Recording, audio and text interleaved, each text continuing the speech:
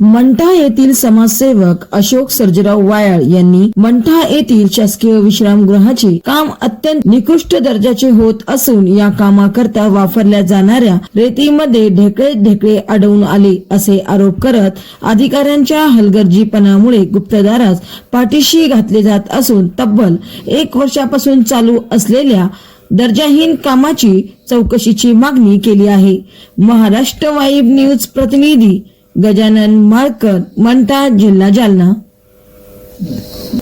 मंठा शहरामध्ये शासकीय विश्रामगृहाचं नवीन काम चालू आहे आणि याचं इस्टिमेट जवळजवळ 4.5 कोटी रुपयाचं हे बजेट आहे आणि अत्यंत निकृष्ट दर्जाचं हे काम चालू आहे। आपण पाहत आहोत या ठिकाणी ही जी रेती आहे ही रेती अत्यंत माती मिश्रित आहे। तुम्ही पाहत आहात संपूर्ण चिखलाचा गोळा या ठिकाणी झालेला आहे।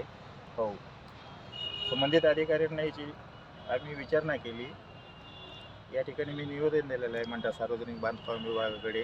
तर संबंधित जेई आणि संबंधित अधिकारी या ठिकाणी आहेत, ते उडवाउडवीची उत्तरं देत आहेत। अत्यंत निकृष्ट दर्जाचं या ठिकाणी काम चालू आहे। या कामासाठी जी रेती वापरलेली आहे तुम्ही पाहत आहात, या ठिकाणी संपूर्ण म्हणजे माती मिश्रित ही रेती आहे।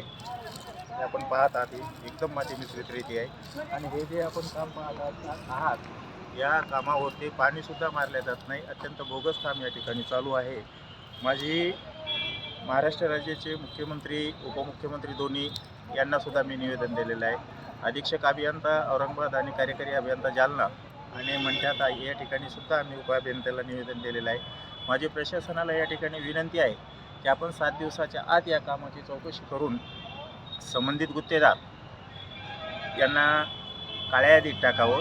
आणि दुसरी गोष्ट अशी आहे की या कामावर नियंत्रण ठेवण्यासाठी जे अधिकारी आहेत मंठा सार्वजनिक बांधकाम विभागाचे, यांनाही चौकशी करून या ठिकाणी निलंबित करावं। येत्या 7 दिवसामध्ये आपण जर या ठिकाणी याची दखल घेतली, आमच्या तक्रारीची दखल नाही घेतली, तर या ठिकाणी मी स्वतः लोकशाही पद्धतीने तीव्र आंदोलन करीन। आपलं समजा चौकशी दरम्यान समाधानकारक आपल्याला उत्तर न भेटल्यास आपण उपोषणाला बसणार का? उपोषणाला तर बसणारच आहे ना। माझ्यावर अत्यंत दबाव आलेला आहे, मला काही धमक्या आलेल्या आहेत। ते कोणी धमक्या देत आहे, काय होतं आहे, हे ज्यावेळेस माझ्यावर प्रसंग ओढवेल त्यावेळेस मी सांगेन ना। मला समजा हातपाय तोडण्याच्या धमक्या आलेल्या आहेत, ऐकलं का?